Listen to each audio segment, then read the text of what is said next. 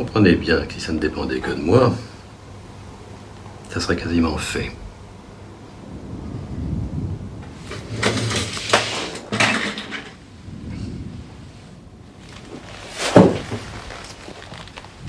Merci.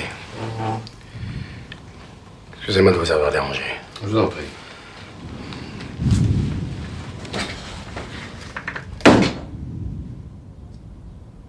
Quoi? Me faire traiter comme ça par une tentouse? Mais dites-moi que je rêve. Comme si je savais pas que sa femme l'avait plaqué parce qu'un jour, elle l'a découvert en train de se faire éclater à la rondelle par un de ses employés. Tous les bouchers chevalins de Paris le savent bien que ce petit monsieur Blanchard aime la queue. Il aime tailler des pipes avec son cul, alors qu'il la ramène pas. Il paraît même que son père était du même tonneau, lui aussi. Je me demande pourquoi il y a toujours autant de pédales chez les bourgeois. Ça doit être l'absence d'effort physique. À force de rien foutre assis sur les fauteuils, leurs gènes deviennent mous et dégénérés. Ah ouais, c'est comme ça. La belle France que leur France chevaline. Elle fout au cul. J'ai honte que ce type soit français. Si la France est dirigée par des types comme lui, on est vraiment au royaume des faux culs. Plus ils ont l'air bien cravatés, plus ils sont crétins. Petite fiche, mon cul. J'aurais dû l'éclater sur place, ce minable. Un coup de tatane sur la gueule pour bien lui faire sentir mon casier. Mais qu'est-ce qu'il croit, l'enculé? Que je suis pestiféré? Un bon stage en prison, ça lui apprendrait la réalité du monde à celui-là. Mais les riches ne vont presque jamais en prison. Ou alors à tous les 10 ans, pour l'exemple.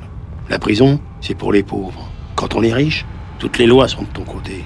Mais quand on est pauvre, on n'a pas le droit de voler. Juste celui de se faire voler, de se faire entuber. Alors ça, oui, sans problème.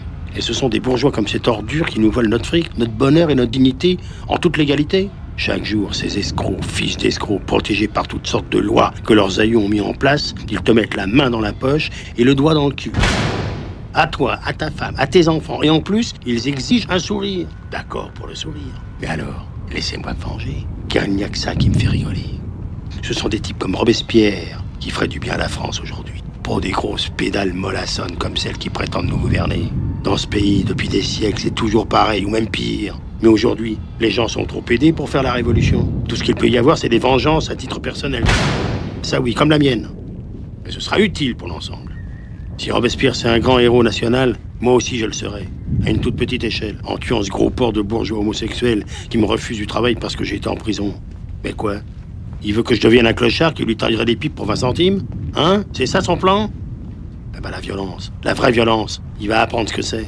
Les 50 ans d'humiliation que je me suis pris dans la gueule, lui, le PD, il va les vivre en 6 minutes. 6 minutes de souffrance physique totale. Malheureusement pour lui, je lui laisserai pas le temps d'en tirer une leçon. Non, c'est sa famille, s'il en a, qui en fera les frais. Et ses amis aussi. Les gens qui ont du fric, ils ont toujours des amis. Moi, j'en ai pas. Aucun ami, juste mon flingue.